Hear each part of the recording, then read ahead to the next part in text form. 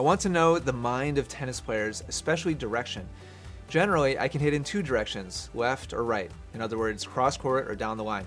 But I heard there are people, pro level and much less than pro level, Alfando, you can do this too, and we're going to talk about how, that have more than two options or directions to hit. Is this true, and how? Yes.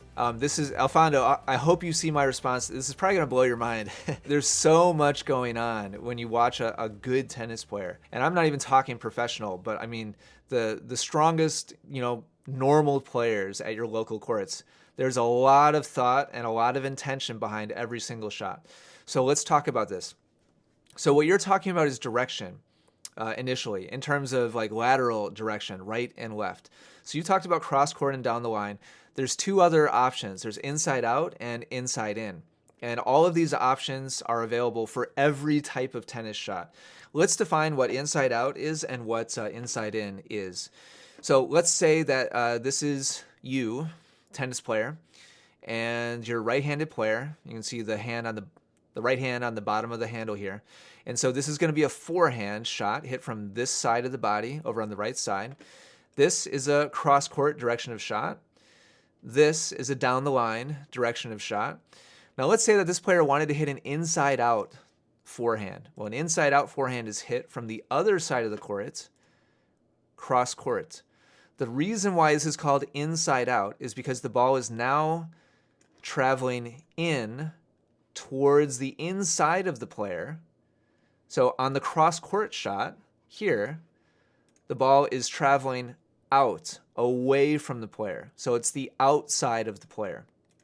If this player is on the other side of the court and the ball is traveling in and you hit the ball back out where it came from, that is an inside-out forehand. If a forehand is being hit from this position in this direction, that's inside out. So you can probably figure out what inside in is now. So it's a forehand being received on the inside of the body and directed back to the inside. And so it's just a down the line inside shot. And inside out is a cross court inside shot. So inside out forehand, inside in forehand.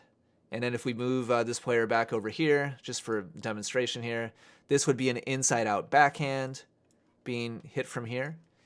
And this would be an inside-in backhand. So you can hit inside in, inside out, cross court, down the line, volleys, and ground strokes, and slices, and lobs, and like every type of tennis shot, drop shots. There's inside, there's outside, there's cross court, there's inside in, there's inside out. And so these are just basic lateral directions of shot. So this is layer one. We're going 5 layers deep here, and we're going to give a couple of examples at the end. So layer one is lateral direction. Layer two of control, like controlling the outcome of the shot, is speed. And good players know how to change the speed of their swing, how to change the direction of their swing so that the ball comes off faster instead of having more spin. That's totally controlled by the player in what direction they swing.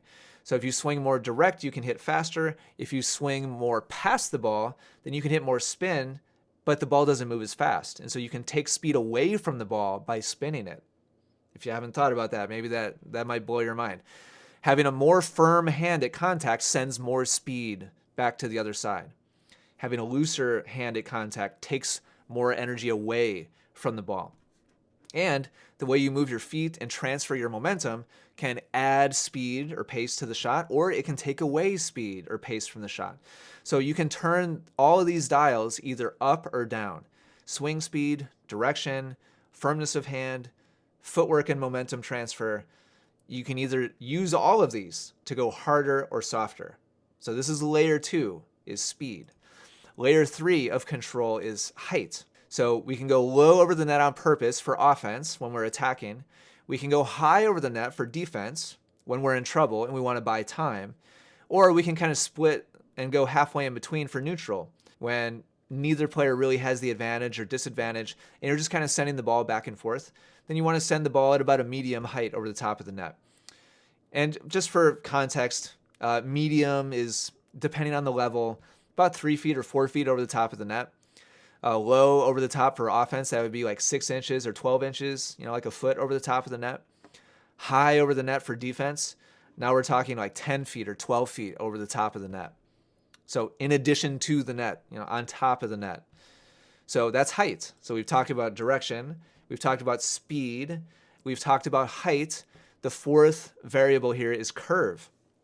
And you can curve the ball by spinning it. And good players are constantly curving the ball on purpose to create different types of shots and be able to hit the best shot possible. So topspin curves the ball down, which means you can aim higher and have more space over the top of the net. So that's what margin for error is what I'm talking about. Side spin bends the ball right to left or left to right. You can do that with volleys. You can do that with a ground stroke. You can do that with a serve and curves the ball right to left or left to right.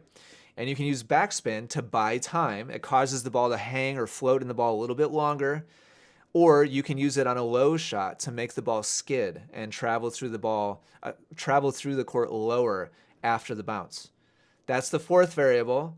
And now the fifth one, which is kind of a combination of all the other ones, but it's separate, like it's independent enough that I feel like it's important to talk about, is depth. So we can draw opponents forwards or hit it at their feet by hitting the ball short on purpose. We can hit the ball deep on purpose to attack and push an opponent away from us, create more space between us and the opponent, and also to take away time by hitting closer to where they're standing, back at the baseline, if they're on the baseline. Or we can hit halfway in between to leave ourselves a lot of space for consistency so that there's a lot of margin for error. So all of these are being calculated in real time by good players. I mean good players, like top level college players, professional players are actively managing all of these at the same time. Direction, speed, height, curve, and depth. They're managing all of it like in 3 dimensions, all at the same time. So let's do a couple of examples here just to show you how all this comes together. So let's talk about a doubles example. So let's set up a shot, like a real shot in a real point scenario, where the direction is going to be inside out, low over the net, short in the court, with backspin and slow on purpose. So this is a shot you've definitely seen done on purpose. So we've got a doubles point here, and let's say that the ball lands short in the court over here, and this player is coming from in the corner, running upwards towards the ball, and so receiving a ball coming in towards her backhand. Let's say she hits a slice shot just over the top of the net, short in the court, so it just clears the net. It's a sharp angle, goes off the court. The way that she's able to hit that shot is by checking all of these boxes. It's inside out direction, low over the net, short in the court, a backspin shot, and slow and relaxed, soft, to keep it short in the court and not have it go wide and actually miss it. So isn't that crazy? Like that's like a conscious effort by a good player to check 5 different boxes to hit that target. That's nuts, isn't it? So, I mean, the game is really deep when it really gets down to it, the control that good players have. And so that's one example. Let's talk about a singles example. So let's set up a cross-court shot with medium height, deep in the court, with topspin and fast. So totally different. These are all completely different variables. So let's set this up really quick. So we're talking about a singles point now. So the player on this side, let's say, is receiving a backhand ground stroke. So the ball is coming in this direction, going across the player to their backhand. And so they're going to aim on purpose. Oh, geez, this might be hard. There we go. So they're going to aim on purpose at a medium height, so like 3 or 4 feet over the top of the net, with topspin, with a fast swing, and aim deep in the court on purpose to try to push their opponent back into an uncomfortable position. So cross court, medium height, topspin, with a fast swing. That's the kind of scenario or situation in a ground stroke exchange back and forth where this player might be consciously wanting to check all these boxes. And just to be really clear, after a while, this just kind of becomes intuition. So I keep saying consciously. What I really should be saying is purposefully or intentionally. They're not like literally thinking to themselves, okay, on this one, I'm going to hit it cross court and high, and I'm going to aim deep, and it's going to have backspin, and I'm going to swing slow. Like they're not literally like telling themselves that consciously. I shouldn't use that word. What I should have used is intentionally or purposefully.